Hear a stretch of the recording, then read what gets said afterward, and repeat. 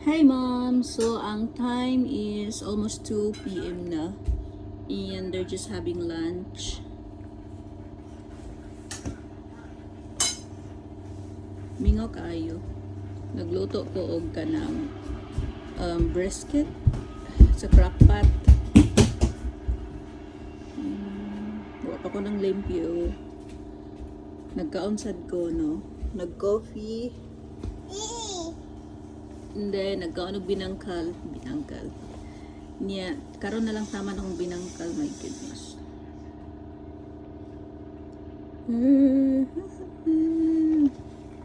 Anyway, after na ako mag-coffee, ganina raman ni akong kapigod. Buntag sayo pa ni. Mga siguro alas 10 pa.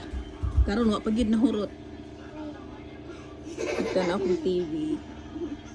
Kumana ko bangapi. Manglimpyo ko dayon, magkuha ko sa mga dirty laundries kay dalon ako sa balay kay manguli mi. So mga to, lalang, i-appeal ta lang mo sa kong kalay. Bye!